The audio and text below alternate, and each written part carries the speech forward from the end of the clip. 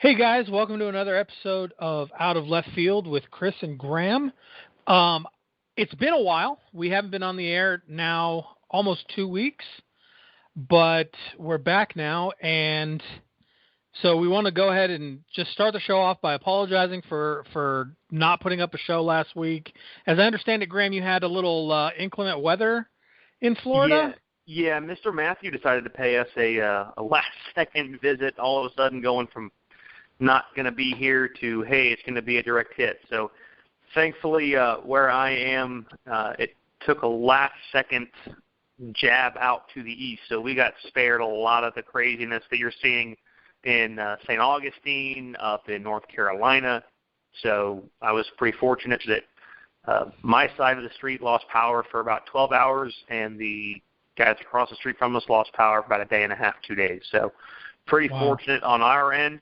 Unfortunate meant I didn't get to see really any of the wild card games because we were getting everything prepped for the hurricane. I didn't get to see, I didn't get to see hardly any of the American League divisional series because those are both sweeps that are over, and we're into the latter parts of the National League divisional series. So, man, this is going to be your show today. You're kind of be pulling me along, battle buddy. So let's get to it, and let's go ahead and just put the obvious thing out there for everybody right now. Picking games isn't a damn science. We don't suck. No. We don't think. We don't suck.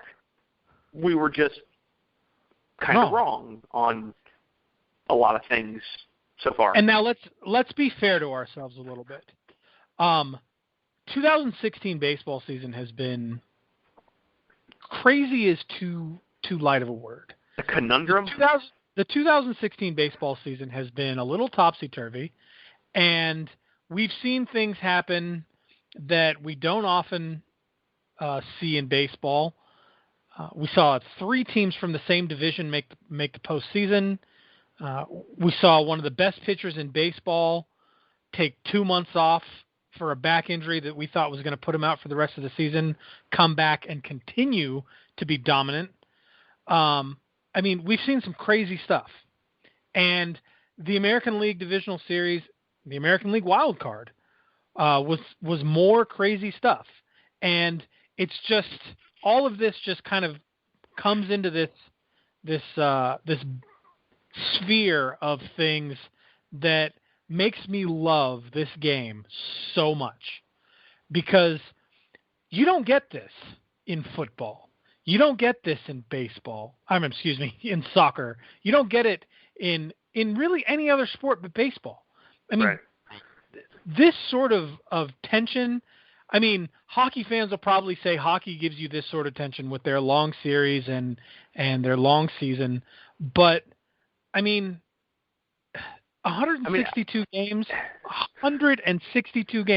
and both leagues came down to the 162nd game. Yeah, three-fourths of the year we're playing baseball, and granted, you can say in basketball, we had the NBA Finals into Game 7, and it was down to the last minute, and that's great. And I mean, you love games that can put you on the edge of your seat, but I mean, it's one of those things where you and I both came into this knowing, okay, the Rangers were going to be the best team in the American League, and I thought that adding Luke Roy was going to be a big deal for them. They picked up Carlos Gomez on waivers from Houston. He was a good bat. You get Carlos Beltran. You have, a veteran presence in the clubhouse. You got Cole Hamels as one of your lead, as one of your probably your number 1A pitcher. If you look at him and Darvish, Hamels has already won a World Series ring in Philadelphia. Darvish has definitely made his presence known that he is a perennial all-star in Texas. And all of a sudden, the Indians fans are pretty much flipping their noses at Jonathan Lucroy, saying, you could have been here and playing in a league championship series instead of sitting home right now because you wanted to say, hey, you know what, forget this trade to Cleveland. And to be honest, I think they have a point. I mean, it really sounded like his whole plan for blocking the trade to Cleveland was because he wanted to go deep into the postseason.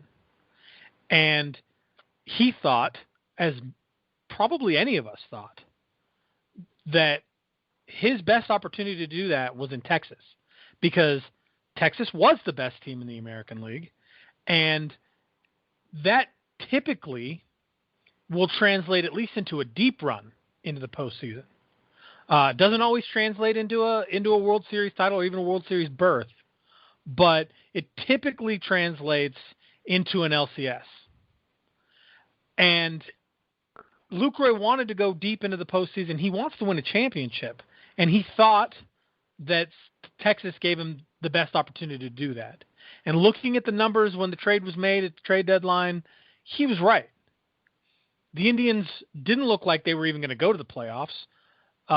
There was a lot of back and forth in that central division, and then all of a sudden they get there.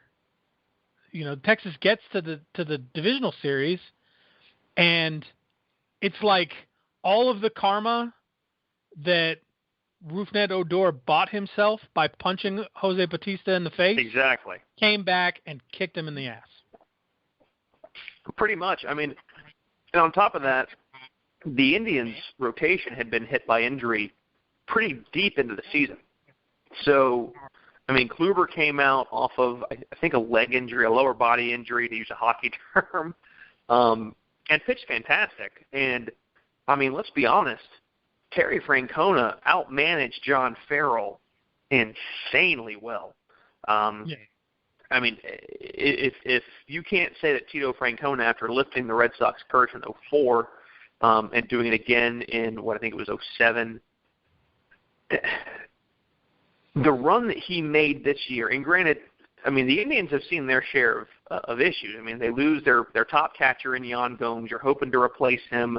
They were hoping to bring him back for the postseason. I think he had a setback, which we'll get into another setback that came out of the news today here in a couple of minutes. But, I mean, they just rallied. And there is something about, you know, everyone kind of thought that Terry Francona was part of, you know, I don't want to say part of the issue behind what happened in Boston with, you know, guys eating chicken and beer in the clubhouse and all the kind of downfall. But he's a player's manager. And Cleveland really hasn't had that in a while. They haven't had a whole heck of a lot to celebrate in a while. And then, you know, you pretty much land one of the top managers in baseball in the last decade or so. I know my brother-in-law is going to definitely be nodding his head to that because he's a huge Red Sox fan. And we were watching, the ALCS back in 2004. It was my senior year of high school. I mean, I definitely think that even if they don't win the World Series this year, this postseason run, him to actually come in the way he's managed to hold that team together, because they slid back at the tail end. The Tigers almost caught up to them. And, I mean, we know how jumpy the AL Central was at the beginning of the year when we started the show. Right. I think, I mean, if he wasn't in the mix already, you got to believe that this kind of run makes him a surefire candidate to be in the Hall of Fame as a skipper. Yeah, and he's probably going to get a look at Manager of the Year too. I mean, how could he not, right? I mean, he took a team that was in a really what at the beginning of the season seemed like it was going to be a really great division. I mean, you had Chris Sale and the White Sox, and the pre-scissors and pre-scissors, just want to pre-shredding Rampage. You got the Rangers. I mean, yeah. Really, I mean, we're thinking Robin Ventura is going to get a contract extension. You know, the way the White Sox start out, you know, they're going to be this just hot as fire team, getting Todd Frazier, and now end of the season he resigned. He's out. Yeah, and he's one of. I mean, there's been a lot of moves from teams that we thought were going to do well. Maybe not teams that we thought were going to, make playoff runs, but teams that we thought were going to do better than they'd been doing. Walt Weiss stepped down as manager of the Rockies. Yeah, I thought Astros the Rockies really do better this year. Yeah, the Astros really kind of, they started to slide last year, and then this year kind of picked up with the same lack of traction that they had to end the season. You know, so I mean, they're kind of an inconsistent confusion. You know, your Mariners, who I know you picked to to jump into the mix. I mean, both of our final wild card picks were pretty decent picks. The Mariners almost jumped in, and the Tigers almost jumped in. They were both pretty much battling head to head. Yeah, and then you somehow managed to have Joe Girardi keeping the Yankees in the mix. How in the world did he pull that off with the roster that he had? I mean, he had a couple of guys that came up that were just they were good players. I mean, we've obviously discussed Sanchez at great length on this show, and he did a lot for that team. But so let's look back at what transpired. The Mariners get knocked out in the 161st game. They lose. Orioles win.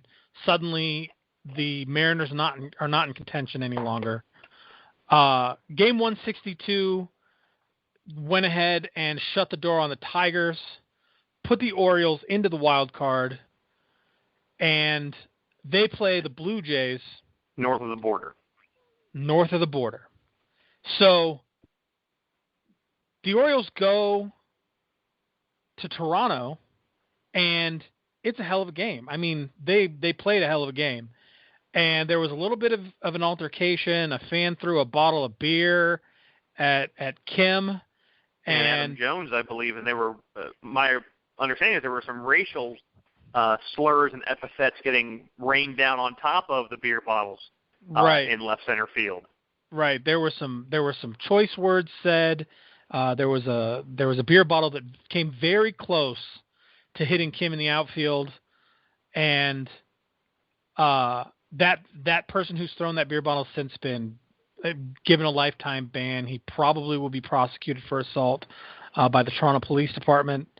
It's even led to a change in alcohol policy, and now you have to have your beers in a plastic cup, at least through the end of the playoffs. But let's talk about the game. So we come out and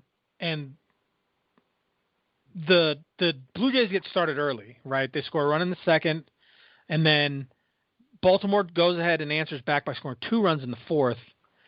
Blue Jays answers back in the fifth, and then nothing. And then at the end of regulation, all of a sudden we're going to extras, and it's back and forth through the 10th inning, and no runs. The Blue Jays shut down the Orioles in the top of the 11th, and here comes Encarnacion, right? And Edwin Encarnacion. But even more important, who did not come in on the other side? Who's standing on the bump with runners on the corners and Edwin Encarnacion standing in that box? Right. So Zach Britton is not even warming up in the bullpen. Right. And obviously we had discussed that we thought that he was a legitimate contender for the AL Cy Young. I mean, his save numbers have been fantastic. They were very Dennis Eckersley-like. Right. Except you have a guy who has not been consistent since, 2009, 2010-ish in Colorado and Ubaldo Jimenez, and he's the one standing on the hill. And let's when we say Zach Britton's numbers have been good, I mean, Zach Britton allowed 1 run since April. He outclosed Craig Kimbrell, who has widely been considered the best closer in baseball for the last several years. And, I mean, he had a season that, I mean, I think most players, most fans, and Oriole players hope is going to be the beginning of something new because, I mean, we know they have power. We know they have a bullpen. They just need a dang rotation. Yeah, exactly.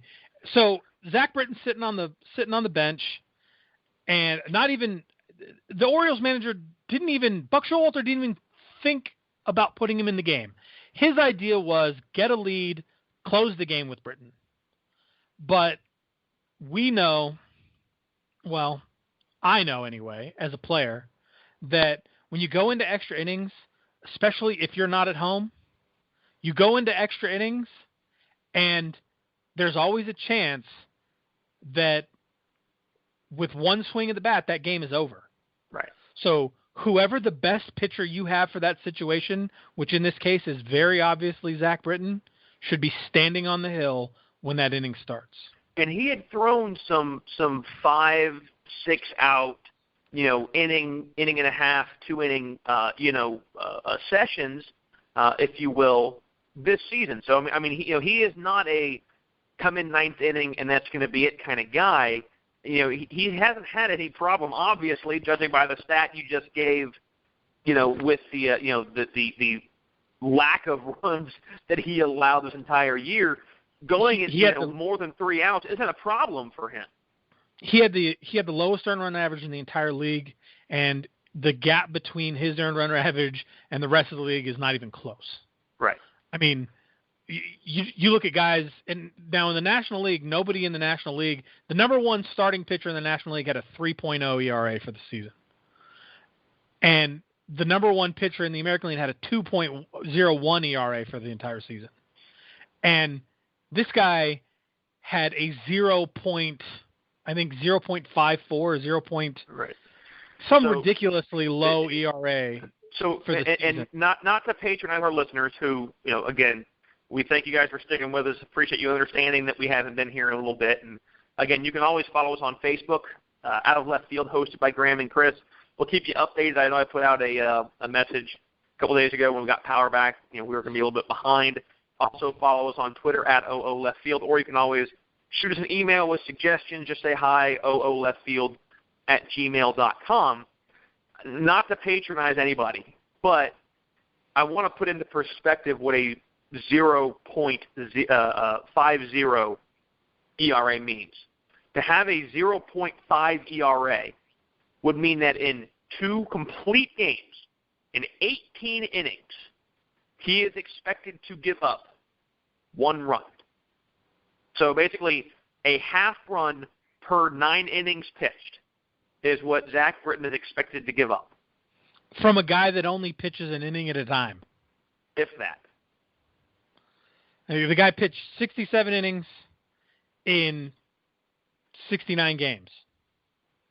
It's not quite an inning per appearance. Yep. 47 saves. 0.54 ERA. Yeah. He also managed to secure 2 Ws in that time. And before we I want to tack on one thing you mentioned about the alcohol issue. This is not the first time that we've seen this behavior, and I'm not talking just about last year during the bat flip game, because prior to the bat flip, we had Russell Martin accidentally somehow managed to throw the baseball off the knob of, I believe, Shin-Soo Choo's bat. Runner comes home. Dale Scott is the home plate umpire. He kills the play before the run scores, and they get together and determine, yes, he should have scored. They score the run correctly.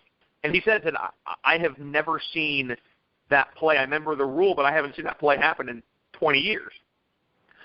However, probably 3 or 4 years ago, in a regular season game when Brett Laurie was still playing in Toronto, he's now, I think, Chicago, the White Sox this year, he struck out looking after a strike 1 questionable pitch by Bill Miller, where he gets mad, throws the helmet down, spikes it, it hits Bill Miller. As they walk off the field, a fan above the third base dugout throws a cup full of beer onto Bill Miller and the umpiring crew as they're walking off the field, because a lot of the tunnels in the third base dugout is what goes to the umpire room. And you can see Dan Iassogna was there. They ended up finding him. I think, again, they banned him from the game. But this isn't the first time that we've seen, Toronto fans get out of hand when the liquid courage gets to flowing. Well, let's not forget that Toronto fans like to riot when their team wins a hockey match, so, or a hockey championship. So it's not like Toronto fans aren't known for being a little bit out of control. Right. But they had a reason to get out of control in the bottom of the 11th inning with Zach Britton sitting on the bench when Right. Edwin Encarnacion went yard in a walk-off 3-run, not home run, no, moonshot. Yeah, I think he went mile. Yeah. I mean, an upper deck, no doubter. It's one of those you just look at it and go, well, okay, there goes our season. And if you heard the Baltimore the Baltimore play-by-plays, his call is like, and there goes the Orioles season. The most melancholy, this sucks kind of call that you could imagine. And, I mean, it's got to be just one of those, hey, we're into extras, man. We're fighting. We can do this. Okay, we got runners on the corners. We can get out of this. Damn. Yeah. Ugh. It was bad. It had to hurt. And as big of a shot as that home run was, it wasn't the only time in this postseason that Edwin Encarnacion has hit a ball that far into the same area. Yeah, no, he did it against the Rangers. Again, I think the same seat got the ball. I mean, he hit that ball 1.5 miles up into the second deck, and it was a no-doubter the moment it left the bat. And, in fact, I was watching that game, and they hadn't even finished the sentence about Encarnacion's last home run that beat the Orioles when that ball left the bat and left the park. Yeah. He was mid-sentence about the previous home run. Guys, and what we're going to kind of do, we're going to go through the AL and we'll swing back around to the NL because we still have two teams or two divisional series rather still in play. So we see the Orioles unfortunately go bye-bye, and I hate it because Buck Showalter is a great manager. He's an old school skipper. I understand his reasoning for not doing it. Everyone's going to say he made a mistake. I'd like to see him get over the hump, and right now he has a good roster to do it if he can get pitching. But, man, the one thing that we have all waited for since show number 1, our kickoff show, if you will, that you and I did, we're talking about Matt Harvey, and we were talking about Jose Bautista and Rougned Odor because our second show was on the suspension. Right. And we're like, man, if we can get this going, we get the rematch, and we got the rematch. And I was not surprised to see nothing happen because both teams know if anything happened, then you're going to hurt yourself deeper into the postseason, and where you might be able to deal with 5 or 8 games over the course of 9 months. 5 games in a 7-game, the end of a 5-game and the beginning of a 7-game series, that can be detrimental. So I wasn't surprised not to see anything happen. What I did find to be ironic, and the only way that the irony could have been bigger would have been if Jose Bautista was the one who hit, the fielder's choice that was the game ender for Toronto. But Matt Bush, who plunked Jose Bautista to start the whole punch-in-the-face brouhaha, is on the mound. The error, the E4, is made by Rougned Odor. Right. And Russell Martin ends up being the one who reaches first as Josh Donaldson just makes a gutsy call to see a ball on the ground, haul home, and make, a fantastic way outside the baseline slide, comes all the way back around almost at a 9 o'clock position with that left hand and swipes the plate. It was an easy call for Sam Holbrook, plus the ball kicks away from Lucroy, and the ball game's over, and Canada goes crazy, eh? But, for it to be Matt Bush who gives it up, takes the loss, and Odor to be the guy who makes the error, like I said, the only thing that could have been better is if it had been Jose Bautista who was hitting. But and you thought maybe going into that situation that Bush was going to get a little bit of redemption, Odor was going to get a little bit of redemption because he struck out Joey Bats prior to that at bat. Joey Bats got sat down prior to that next batter coming up and hitting that little I don't even know what you call it. It's not really a flare. It was just a roller. ground ball to kind of the right. Yeah. It was the right side of the shortstop, and I mean the transition was fine. It was just a slow bad roll from second.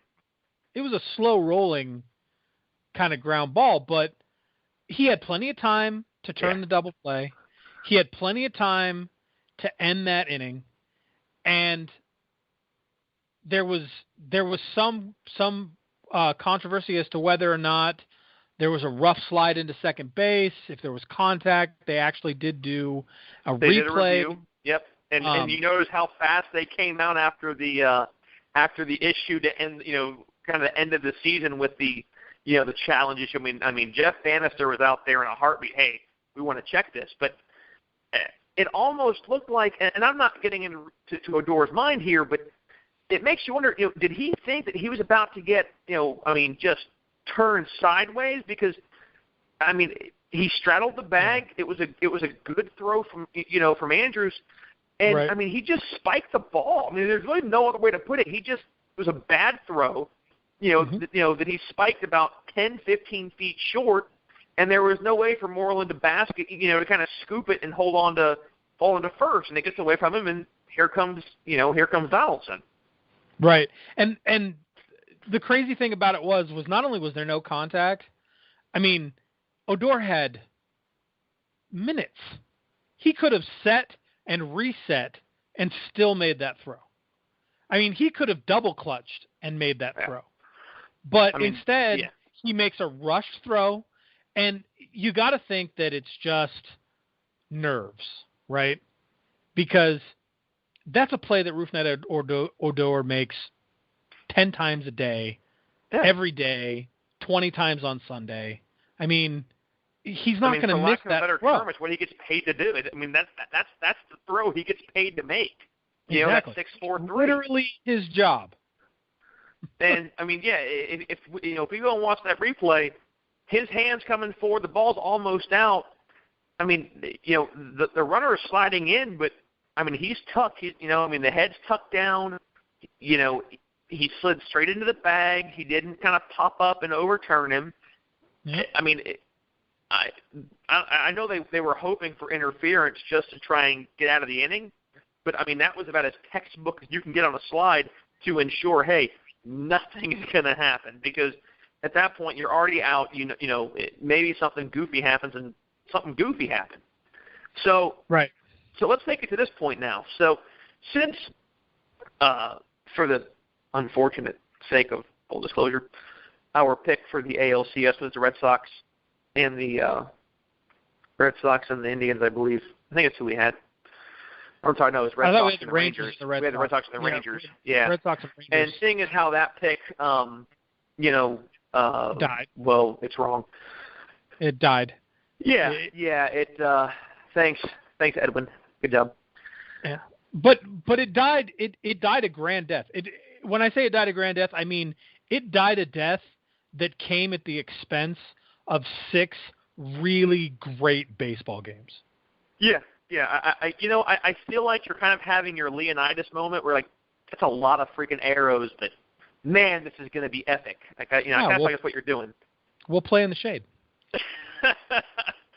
So, since now we obviously need to make another pick, I guess, just to prove how stupid we are. I'm hoping that we're not like the new Mike Greenberg, where whoever we pick is the kiss of death. Right. If that's what happens, Cubs fans, I apologize. I'm just going to say now, our bad. Yeah. Me too. Even as a Giants fan, I'm sorry for picking the Cubs, because if I'm the kiss of death, then. But who wins? The Indians and the Jays.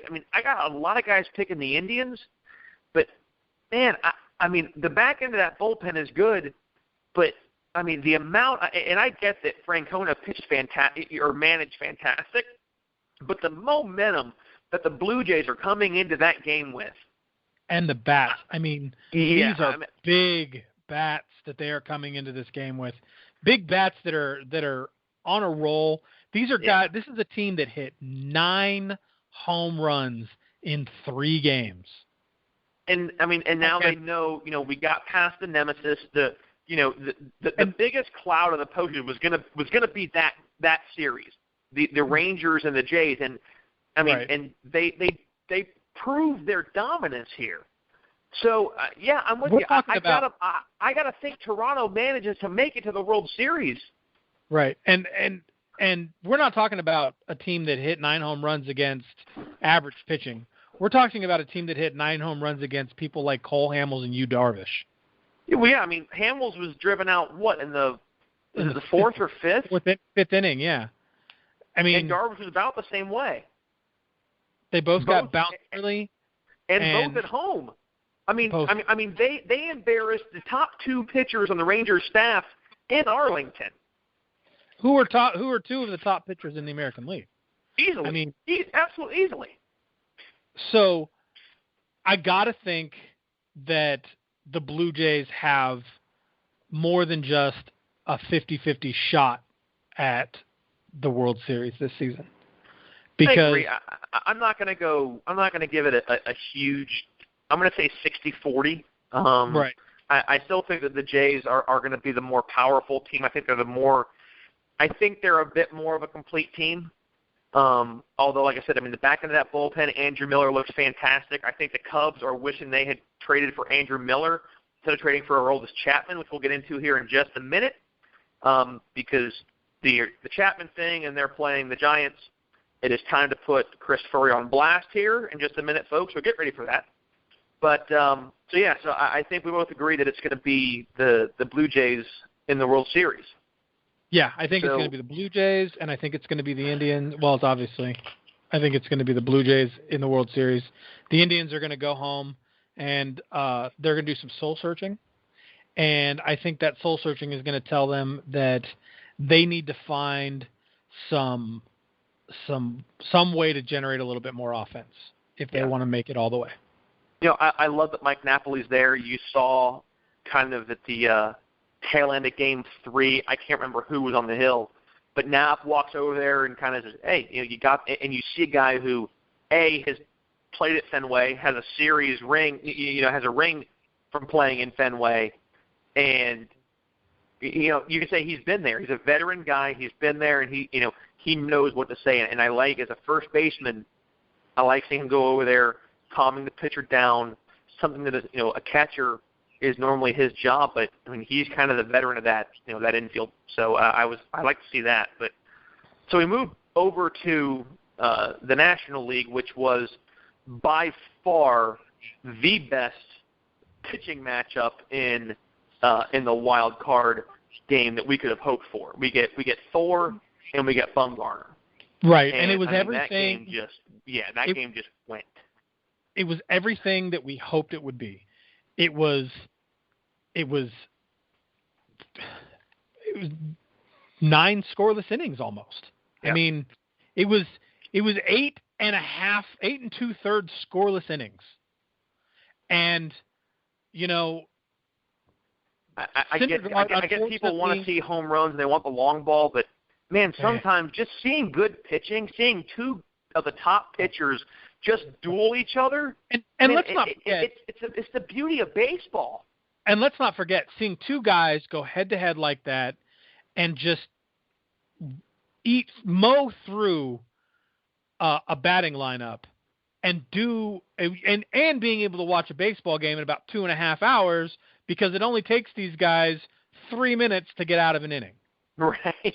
I mean, this is what makes baseball beautiful, right? I mean, everybody thinks that the long ball is great, and it's exciting. I get it. You get the excitement, the crowd gets involved, but I get more involved in the bottom of the 9th inning of a complete game when there's 2 strikes on the last out, and the buzz that goes through the stadium as people realize, holy crap, we're 1 strike away from watching a complete game shutout, or we're 1 strike away from watching a no-hitter.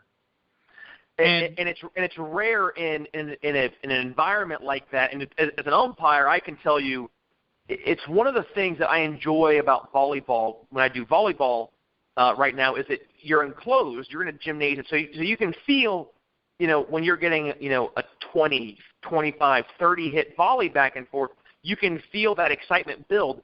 In baseball, it happens very rarely. Pitch, wait, pitch, wait, pitch, hit. Where's he going to go? Very rarely do you get that much drama wrapped up in a game at one time.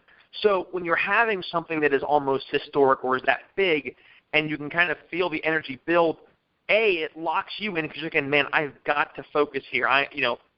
This game is right down to the wire. I want them to decide. I'm going to get everything. I am, dead focused, even more than you are when you start the game. In the first inning, you're fresh. You're feeling it. So it's one of those things where you don't feel it as much, but you can have an explosion of emotion that can quickly get dampered down and get the heart ripped out of you, in another minute. Right. And what happened in this game is Madison Bumgarner obviously he threw a terrific game. He threw another complete game shutout in a wild card, which is exactly the same thing he did in 2014 when they played the Pirates. He shut them out. He increased his number of consecutive shutout innings in the postseason to 23, which is a record in winner go-home games. And Noah Syndergaard. He also has a 0.5 ERA in the winner go-home games, if I remember correctly. Matt Bum's ERA in those games is absolutely it's crazy. So right. And for those of you guys who don't remember, Chris is our resident Giants homer. If you check out our Twitter or Facebook pages at OO Left Field on Twitter or Out of Left Field, hosted by Graham and Chris on Facebook, he is the goofy-looking dude in the Army uniform. I'm the other goofy-looking dude in the hat. But again, in the sake of full disclosure, because I promised you guys that we were going to embarrass Chris Furry, okay? While we do this show with a National League Division Series elimination game set to go in San Francisco tonight, Christopher Furry is wearing a San Francisco Giants jersey. Yeah. So, Chris, tell us who you're wearing. Tell us who you're wearing. Actually, I bought this jersey in 2011 or in 2013, and I didn't really have a player that I felt worthy of the place of honor on my back. So I bought the blank jersey. That's just a Giants jersey. Because we all know that Chris has carried a ton of honorable things on his back. Yeah, I have. Namely you. When did that? I forget that one. Every time we do this show. And that's all. No, I'm just kidding. All right. So if you're a fan of that 70s show, that was a good burn. I got to give it to you. That was a good burn. So, yes, I am wearing a Giants jersey. Yes, I'm a Giants fan. Yes, I realize that Madison Bumgarner pitched in a very un-Madison Bumgarner way last night in an elimination game in the National League Division Series against the Cubs. But we'll get to that in a minute because I'm not really embarrassed by it because there's still a W in the wins column for the and Giants. And a 3-run homer by Jake Arrieta. And a 3-run homer by Jake Arrieta, yes. Which, by the way, is the first home run that Madison Bumgarner's ever given up to a pitcher, ever. Not something Clayton Kershaw can say. But let's talk about this. Let's talk about the end of this wild card game. The problem that the Mets ran into, as I see it, is the fact that Noah Syndergaard threw 120 pitches in 7 innings. He got really deep into at-bats. The Giants were making him work for every out, and he was getting the outs, but he was throwing a lot of pitches. And to put that into perspective, by the end of the same inning, Madison Bumgarner had thrown 89 pitches.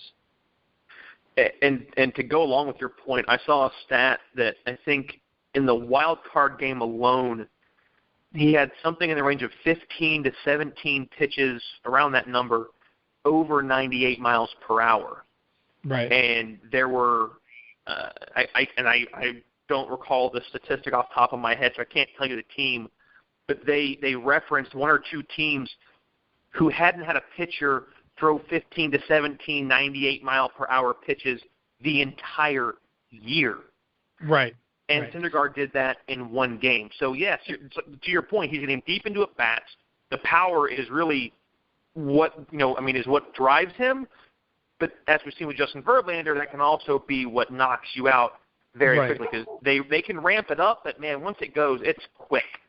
But and to his credit, to Noah Syndergaard's credit, he was still throwing mid to high 90s when he came out of the game, when he didn't go back out to start the eighth inning.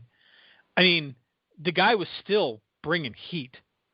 There's no two ways about it. Noah Syndergaard, in my opinion, had the decision been up to him, would have pitched the eighth inning, because I think that he had it in him.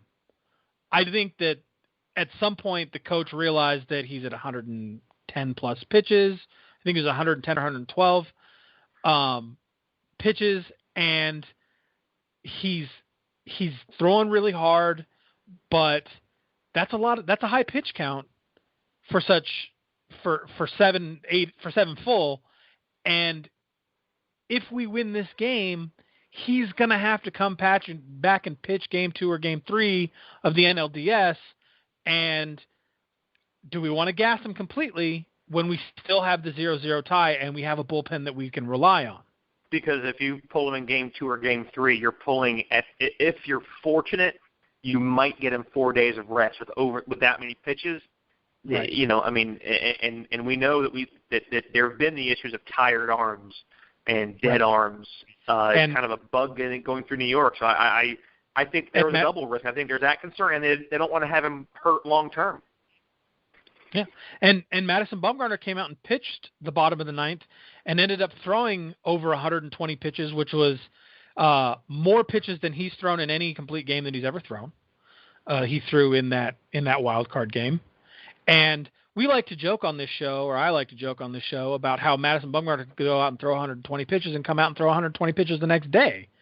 And I think Madison Bumgarner thinks that he can, and I think that Bruce Bochy thinks that Madison Bumgarner can, and I think a lot of us think that because he's shown that sort of stamina in the past, that we just sort of expected him to go into the wild card game or into the National League Division Series and throw the same kind of postseason game that we're used to seeing him throw. But I'm not going to sit here and say that I don't think that Madison Bumgarner got tired in that game. Yeah. And I'm not going to sit here and say that I don't think that Madison Bumgarner maybe should have not started the third game, that maybe Matt Moore should have started the third game and you put Madison Bumgarner into the fourth game. And we'll get into that because, that's something that you and I had discussed, and I think I kind of changed your mind a little bit when we were talking about it, because I know what your original idea was. Right. But I can't disagree. Well, and to be fair, we talked about that before the Giants had lost their second game. We talked about that. We talked about that. I thought Samardzija pitched game 2, right? Yes. Right. So that's when we were kind of was the discussion on Samardzija. But I'm with you. I think Bumgarner. He's not going to be. He can't be perfect every time. And I think at the same time, there's also a feeling of, my gosh, I've been going for how long and I still don't have any run support? I think that there also is a weight of just, I have to hold this together. Yeah. So, but I have a question for you. And it's a question that I think that people all over the state of New York are asking themselves. Who the hell is Connor Gillespie? What is a Connor Gillespie? Connor Gillespie is, from my understanding, to use a word that you don't like, a clutch hitter picked up by the Bay Area team who manages to hit baseballs a very long way and drive in runs when it's really freaking important. Yes.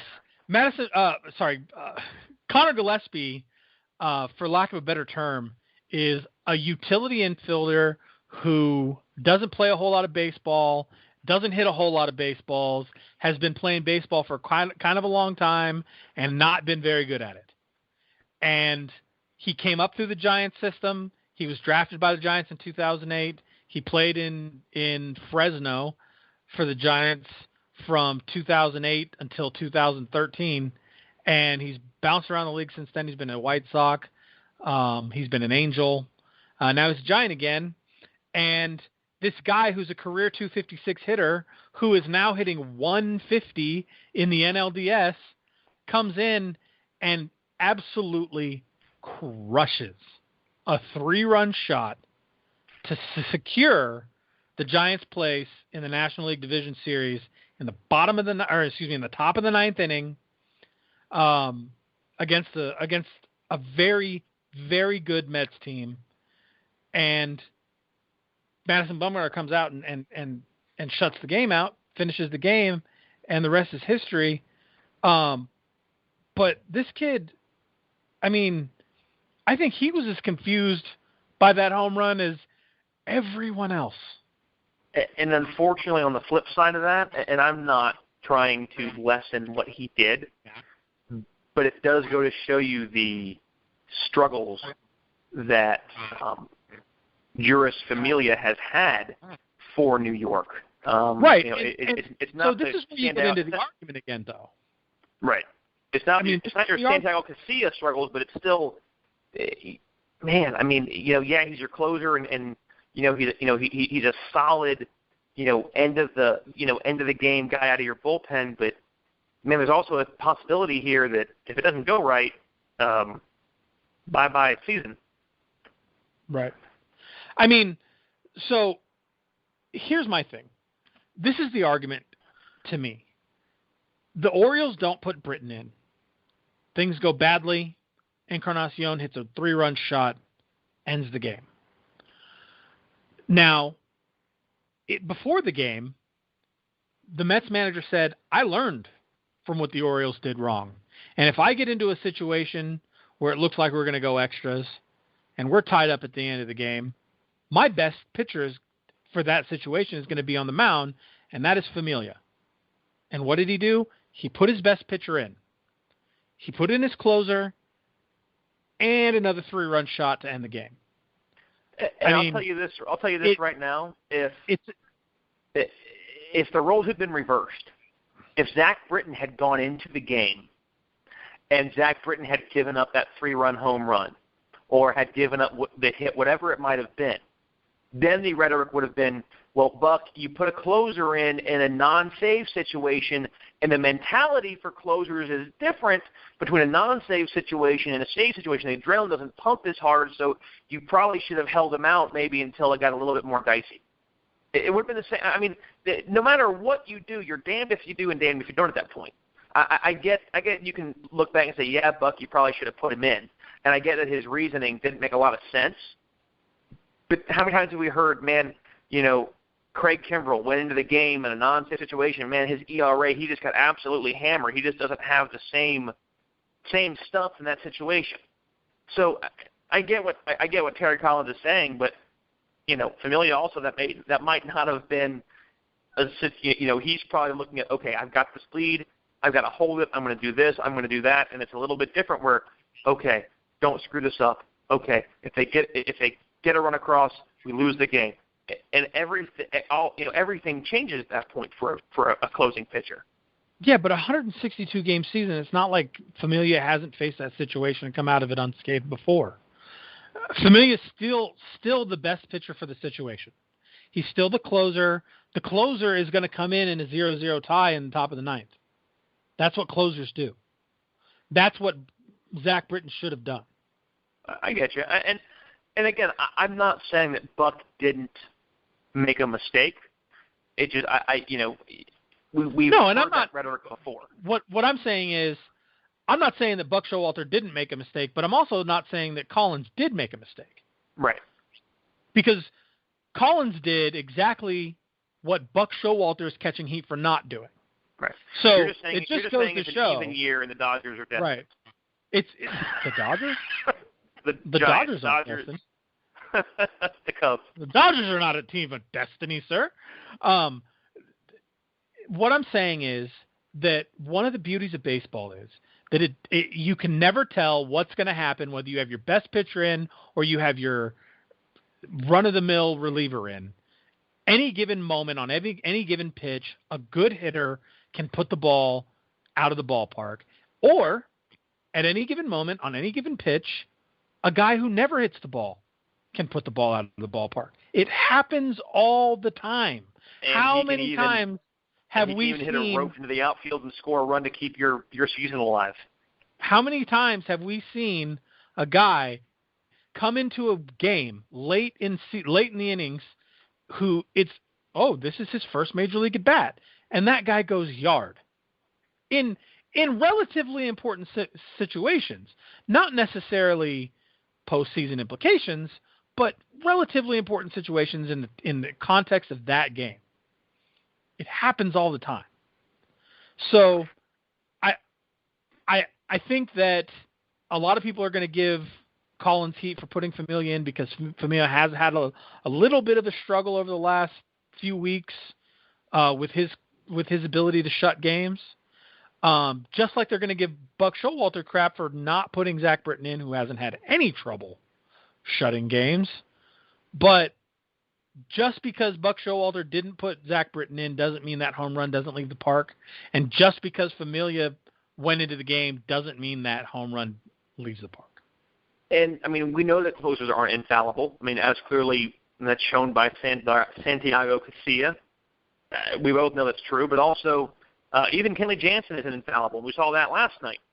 Right. I believe that actually the aforementioned Connor Gillespie hit a rope into the outfield and drove in the winning run, or was it Joe Panic is it Panic that hit it, or was it Gillespie that hit it?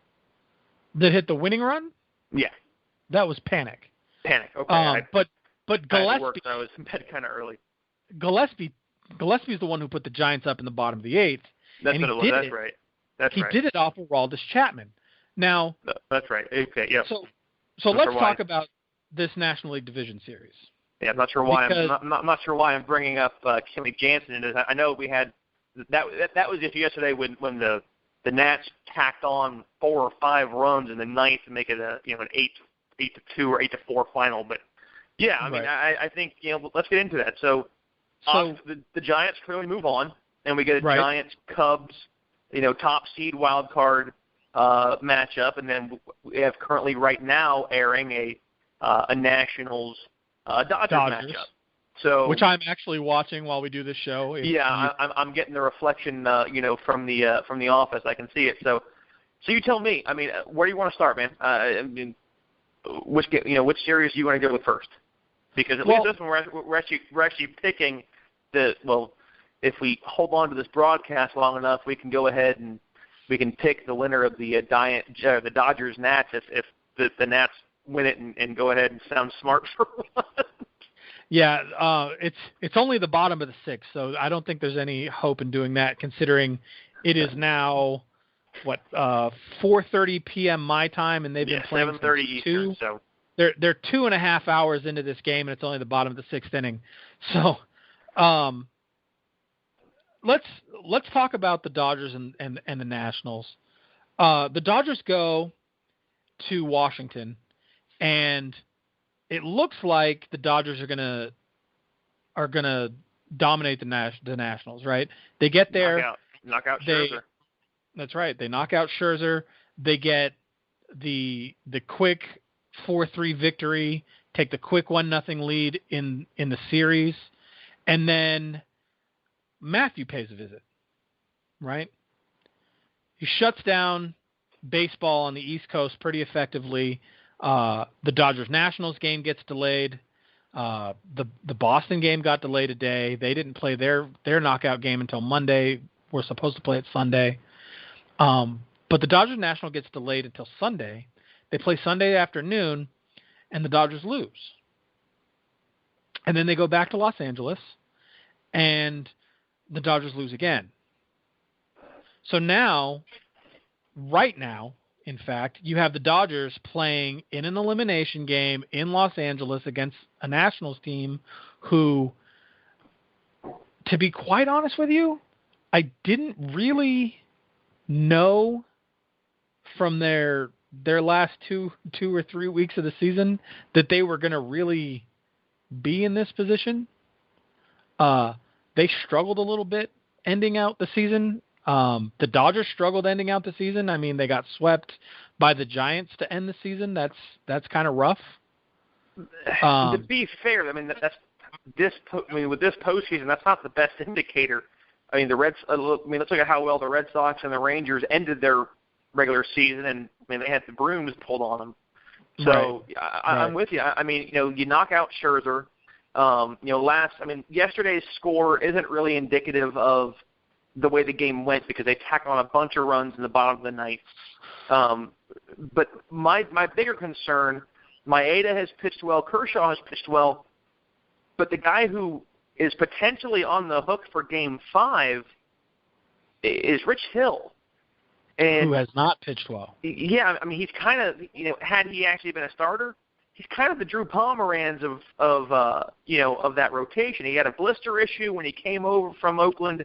They were hoping that would get fixed up. For the most part, it has. But I mean, we've seen him really. I mean, he's got a great curveball when it bites, but that thing tumbles. I mean, it is a hitter's paradise.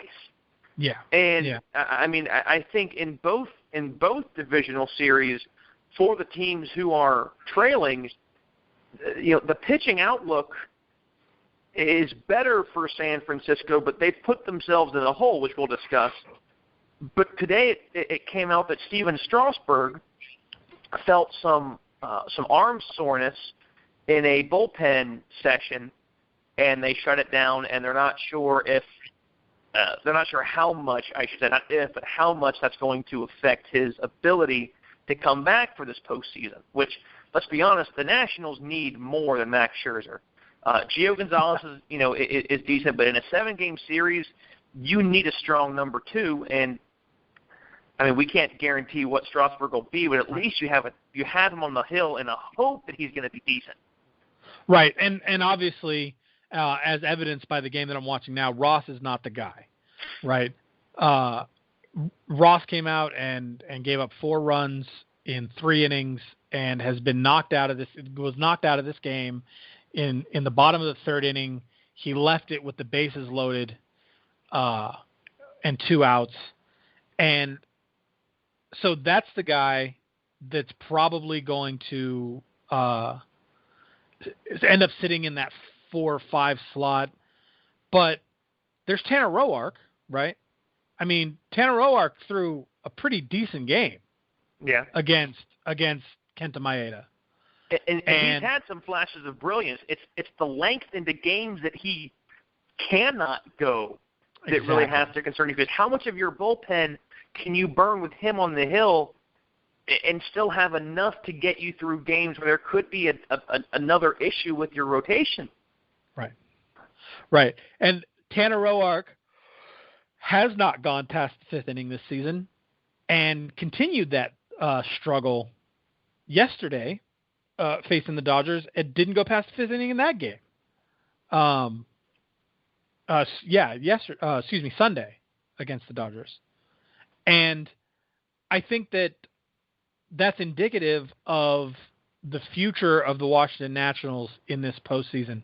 If Strasburg's not going to come back, which it doesn't look like he is, and Tanner Roark can't go past 5 innings, I don't see how the Nationals continue any further. If they beat the Dodgers, I don't see how they get to the past the NLCS. I will go ahead and say that. Yeah, I will say that to me, the winner of the Cubs-Giants series, that is the deciding factor of who goes to the World Series in the National League, in my opinion. I don't think that either one of these teams, really comes out of, this first divisional series. And I mean, I get anything can happen, but to me, I don't think that they have, enough behind them to make a push all the way. Right.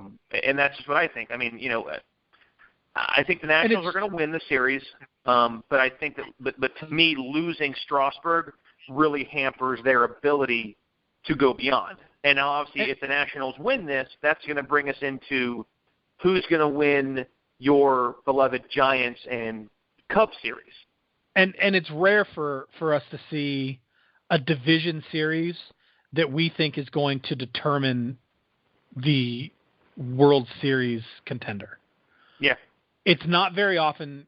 I mean, in the case of the Cubs, you can probably look at the Cubs and be like, well, they won 103 games in the regular season, and they did it in a pretty dominating fashion. They had a couple of periods of some downtime with some injury and some problems where they were losing games. But in the long run, in the marathon that is a 162-game season, they won 103 of them. And you could pretty much think that a performance like that is going to translate into a World Series berth. Maybe not a World Series victory, but at least a World Series berth. And I think that if they struggle tonight and they don't get past the Giants tonight, then they go into Game 5 of that series on Thursday with a lot on their shoulders. Well, and probably pretty short fingernails because they're going to be nervous. Yeah. I mean, if they're not nervous now, which they should be, but if they're not nervous now, they're doing themselves a disservice because I'm not gonna invoke the even season thing. I'm not gonna do any of that. But I will say this: that the Giants are 10-0 in elimination games with their backs against the wall. This is a Giants team where a huge percentage of this team has been with the Giants through at least one or two, if not all three, of their World Series championships. These are guys who know how to win in the postseason. These are guys who know what it takes to win in the postseason. And these are guys who don't lose when it's win or go home. Right. And guys, again, we've talked about a lot of this before. We've got, shows from May all the way into now, including interviews with guys like Chip Carey of the Atlanta Braves, their play-by-play guy, umpire Jerry Davis, also Adnan Virk of ESPN. Check out our Facebook page, Out of Left Field, hosted by Graham and Chris on Facebook. Also check out at OO Left Field on Twitter or email us ooleftfield@gmail.com. And we are very proud to be supported and a part of the Grueling Truth Network, thegruelingtruth.net. You can get all kinds of information from college football, Canadian football, your fantasy leagues. Obviously, you get baseball. They're making their way into the NBA. Boxing. If you like it, it's there. And if it's not there yet, hey, email us, ooleftfield@gmail.com. We'll talk with Mike Goodpasser, see getting a show on. Heck, maybe you might even come join the family and start doing a show of your own. All right, guys, so please let us know that. Again, that's thegruelingtruth.net. Check them out for all of your all your sports needs, also some other good stuff that's non-sports related.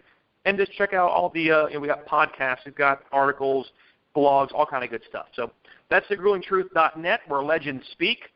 And this brings us back, Chris, to a point that you and I had discussed a couple of nights ago, and you alluded to a few minutes earlier. I think it was a mistake to start Jeff Samardzija Game 2. Samardzija has been, inconsistent is a compliment to him. And at some point, you got to start to think he's kind of like Andrew Kashner, where he's got great potential and there are flashes of greatness, but he can't put it together consistently. You had John Lester go, against Mad Bum against Cueto Game 1. To me, they let Hendricks go, which surprised me. I kind of think John Lackey would have been, maybe someone to fill in Game 2, Game 3, but he's a nice, Game 4 guy to have. But to me, if you're the Giants, and I get Ty Blacker, I'm not sure which way you say it. I think you said Blatch was the first one I had heard. I get him right now your number, Ty Block. Okay, he's your number 5. To me, I'd put Samardzija back there at your 4. And a 5-game set with the travel days built in, you can go ahead and go with a 3-man rotation. And I'm surprised they didn't go Cueto game 1, Matt Moore game 2.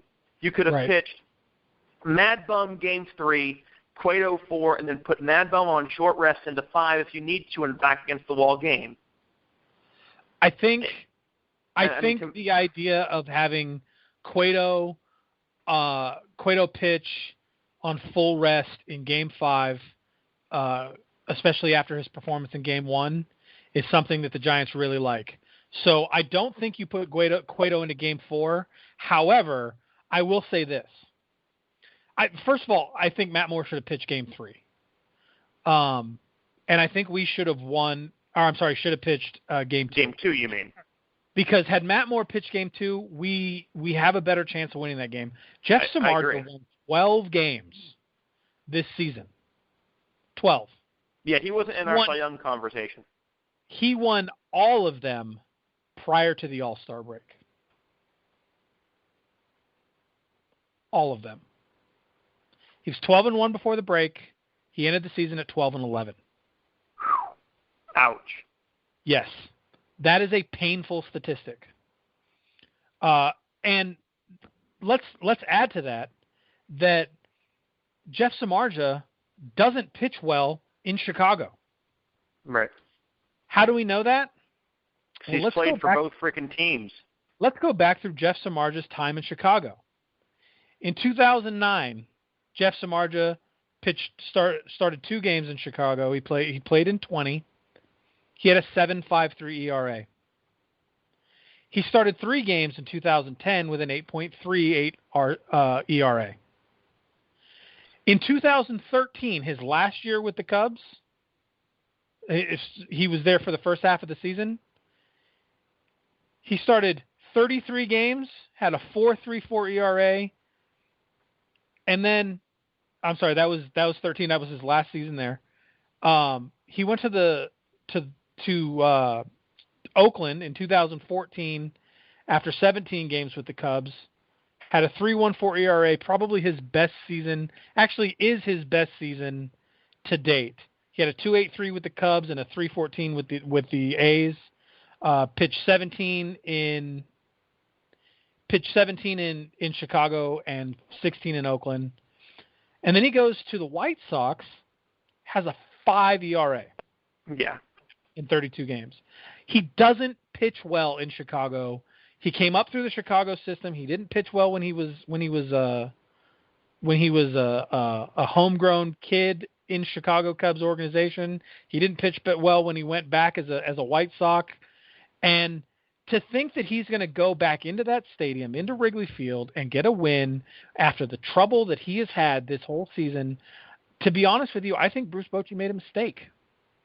And I personally, if my choices were between Jeff Samardzija and Ty Blach, who, by the way, pitched 8 shutout innings against the Dodgers on the Saturday before the end of the season, in one of those 3 games where they swept the Dodgers at the end of the season, I think I would have pitched Ty Blach.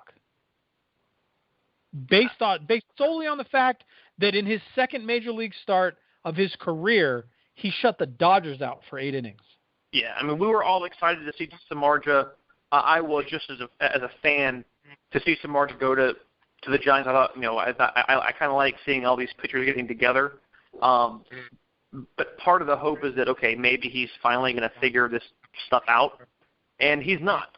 It's clear. So, the Cubs have everything going in the right direction. They need to nail down this series. Do you know what the sad thing is, though? That you're wearing a Giants jersey? No. The sad thing is that 12 wins that he got this season, career high for Jeff Samardzija. Wow. So, yeah, I think that throwing Samardzija in that game was a bad idea. I would have probably thrown anyone else. I might even have let Peavy throw that game. Yeah, I mean, it's just. But I will say one thing with the Cubs that you have to be careful of. Jake Arrieta is not the Jake Arrieta we saw last year. He had some flashes of it last night and looked good, but he also has had some moments where he's missing the strike zone pretty severely. He's leaving a lot of stuff up in the zone. Right. They really need to kind of try and find, he needs to find what he's missing because this is his contract year. Right. Most guys are saying that he's not back with the Cubs next year. The nice thing is you have Kyle Hendricks, you have John Lester, who's had a career year. A lot of guys are pushing that Lester might end up being the Cy Young winner or Hendricks. I'm surprised that everyone thinks Hendricks would be it, but I've heard some guys saying that you have four really good pitchers if Arrieta's really on his game, and Lackey has just found his niche as he's gotten older. So yeah, I think again that this is going to be, I think this is definitely going to be the Giants to lose, and I still think that they have a great possibility here. The Cubs to lose.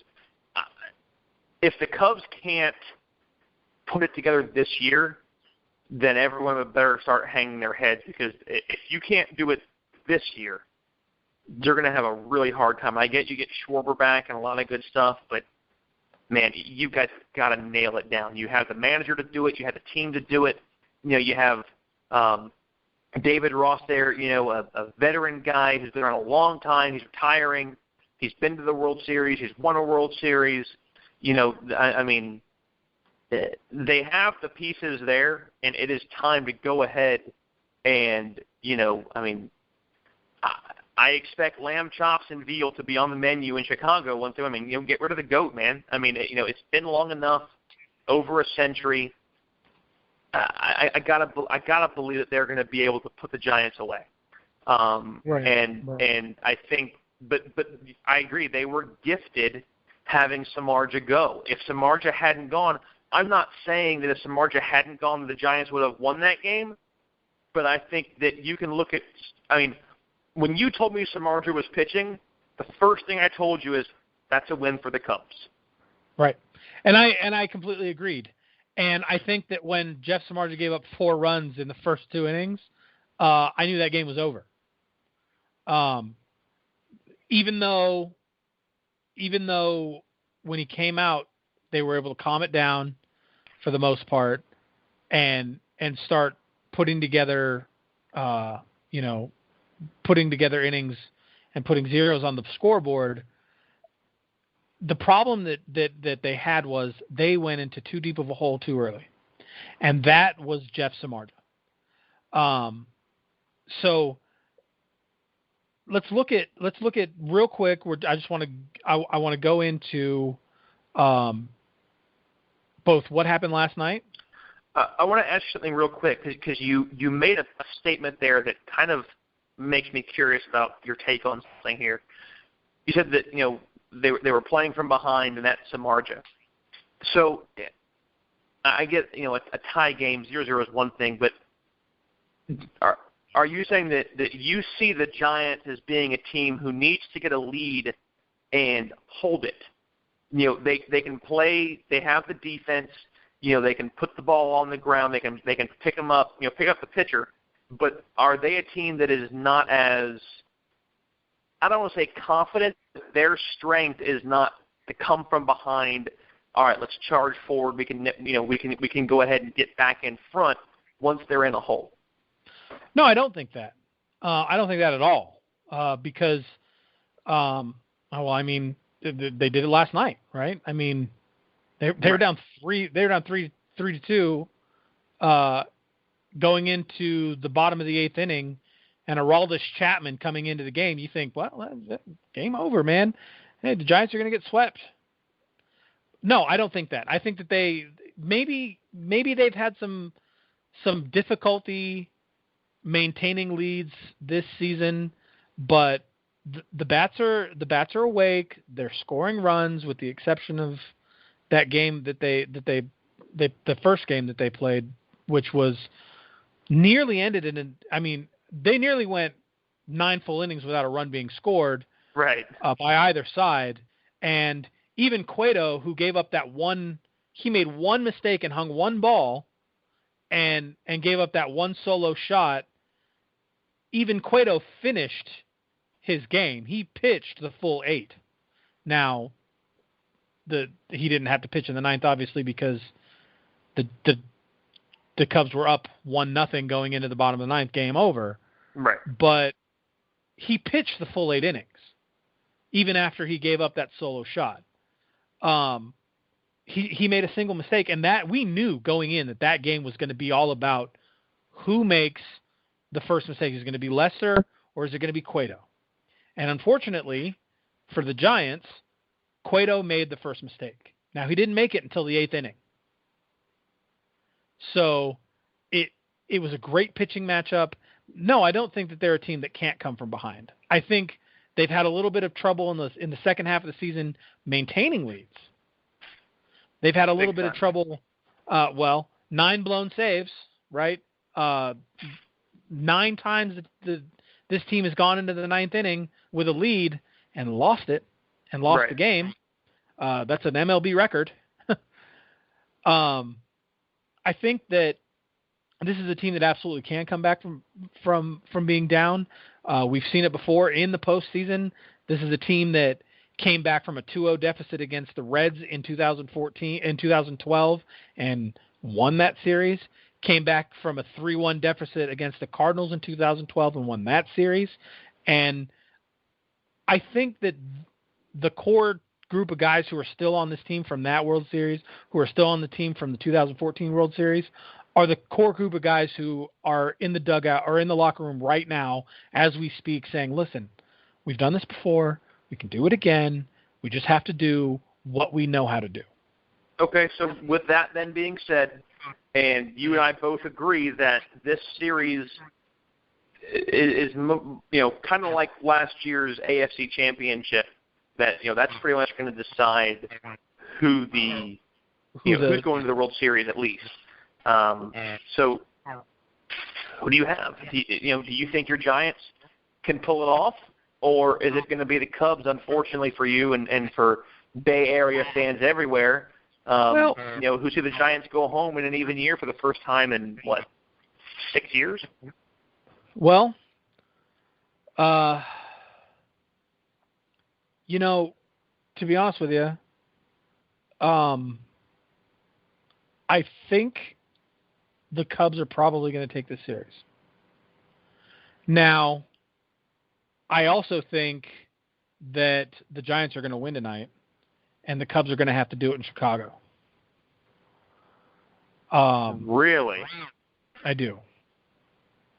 I think that that the Giants are going to put up a fight. I think they're going to make it a series. I think it's going to go 5. I think Baez just hit somebody and loaded the bases and scored a run for the Nationals after they pulled Kershaw on the top of the 7th inning. But that's completely off subject. But I do think that the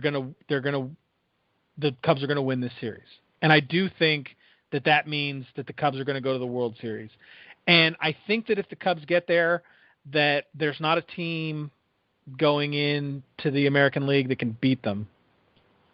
I just think that if the Cubs win this series, then you have to take a step back and objectively say that this is the Cubs' year.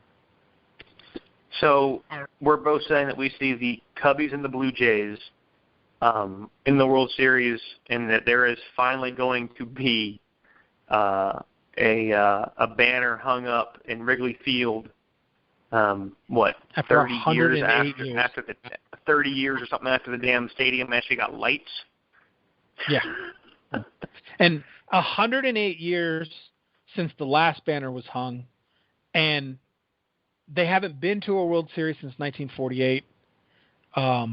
Haven't won a World Series, obviously, since 1908. And I want to give one more stat about the Cubs that makes this whole drought even more sad. Between 1908 and 1948, the last time they went to a World Series, that 40-year span, the Cubs went to the World Series 7 times. and lost every single one of them. Jim Kelly of of Major League Baseball. Yes, they are the Buffalo Bills of Major League Baseball. except their drought is longer. Yeah, just a tad. And let's all remember and laugh that the Ottoman Empire of Turkey existed the last time the Cubs won a World Series. Hey, man, the Ottoman Empire. Hold on to that stat, man. Thanksgiving is just around the corner. Hold on to that stat. Don't bring up Turkey until November. The Ottoman Empire fell in 1919 at the end of the World War I. The Cubs last won a World Series in 1908. I mean, it's when you get into 100-year-plus droughts, you're talking about, I mean, all of the things that could possibly go wrong have gone wrong for the Cubs in the last 100 years. I mean, even the Pope would go, Lord, that's kind of excessive, don't you think? Yeah, I think there's an argument to be made that if the Cubs don't win this year, then they probably won't win in our lifetime. And I sincerely hope that doesn't come to fruition. I really do. I really do. We are not the first generation who would be able to say the Cubs have not won in their lifetime. Very true. So, with that, I think we're in agreement. Cubs, Blue Jays World Series. Yep. As much as I'd like to see the Giants pull it out, because I think the Giants could beat either the Dodgers or the Nationals. I don't think that would be an issue in the NLCS. But I think Cubs Blue Jays World Series is where we're at. Obviously, we'll be back, and that's with the Nationals and the obviously with the Nationals winning this series as well. So we'll have a Cubs Nationals NLCS. Well, just to put that in perspective, the Nationals just tied the ball game at 5. Clayton Kershaw is now on the hook for 5 earned runs in that game, and he had a 3-run lead going into the 7th inning, and the Nationals just tied it up. And coming in, I will say, coming into this game right before we get ready to head out, he had a sub-2 ERA in games where he was on 3 days rest. If you're saying he's in the 7th, that surprises me. I would have thought Dave Roberts would have gone ahead and taken him out an inning ago or so. But hey, I mean that's baseball, and you want the best guy in there, but it looks like he hung either a curveball or a slider from what I'm seeing, and I couldn't tell that was Daniel Murphy or not. So, man, yeah, it was Murphy. It's going to be. It's been a great season. It's going to be a great postseason, and guys, don't need to worry. We're going to keep the show going even in the off season. We'll be talking, a lot of off season moves. We'll try and kind of start figuring out where we think teams are going to be, so we can start go ahead and kissing your team's seasons goodbye early before spring training starts, and hopefully we're going to be pulling up some interviews for you as well. For those of you guys that are our umpire faithful, Jim Kirk and Scott Kennedy of umpatire.com have agreed to join us. They will be joining us hopefully in the next month or so. We are still working to get Gary Darling in from the Umps Care charity. They have, actually, I believe it may even be tomorrow. If you're anywhere near Houston, they have a golf tournament going on. And guys, check out Umps Care, their website. You can donate. Umpires do a lot of great things for hospitals, for kids in the cities where Major League ballparks are and beyond. So, if it's something that you're interested in, if you like helping out and, really seeing, families and kids and be able to come to the ballpark and have an experience that they normally wouldn't get to have, especially, in difficult times, it's a really good charity to give to, and they do a lot of great things. And, again, Jerry Davis talked about that a little bit in our interview with him, which you can find on our Facebook page, Out of Left Field, hosted by Graham and Chris. Also, check out our Twitter page, at OO Left Field. And, guys, feel free to shoot us an email. Again, we love the interaction. We'd love to hear your take on the show, what you like, what you don't like, how crazy we are. again, we're always keen to write back to you and enjoy the dialogue. So with that being said, man, we've got a full plate of games tonight and a couple more to go, and then unfortunately, baseball is really rounding third base, man. It's on the last 90 feet towards home for our season. So, we only have a couple of more weeks to put the ball in play until everyone gets to hang it up for a little while. So we will, and we'll touch next week a little bit on David Ortiz's retirement and, some of the unfortunate things that, are going to have the game of baseball have a whole new look next year. Some good, some bad, and some sad. So, guys, that's been another episode of Out of Left Field. Always appreciate you all listening. Thank you for being faithful. Thank you for being here with us, for giving us a reason to come back every week and do this show. If you were affected by Hurricane Matthew, we hope that you are okay. We hope that your family's okay, your house is okay, and everything else. And hopefully that this show brings you just a little bit of a fresh air and a smile, because, hey, there's nothing better than sitting there on a night and listening to some baseball talk. What you got, brother? Yeah, and, I want to say this, we have a lot of fun doing the show every week. We get to sit down, we get to talk about baseball, which is obviously, as you can tell, our favorite thing to talk about. And we really appreciate that you guys are making it worthwhile for us to do it. To be honest with you, we'd probably do it if nobody listened, but the fact that people do listen to us, it makes it even more fun, even more great to do every single week. And that being said, it is the end of the baseball season. Obviously, October is when baseball gets great, but it also when baseball winds down and ends. But before you know it, it'll be February, and pitchers and catchers are going to be getting that call, and we'll be at it again. And hey, man, you never know, because the beauty of spring training and beauty of a whole new season is every now and then, not only do you get some great storylines, but you get some players you never heard of that go, holy crap, I'm pretty sure they just came straight out of left field. We'll see you next week, guys.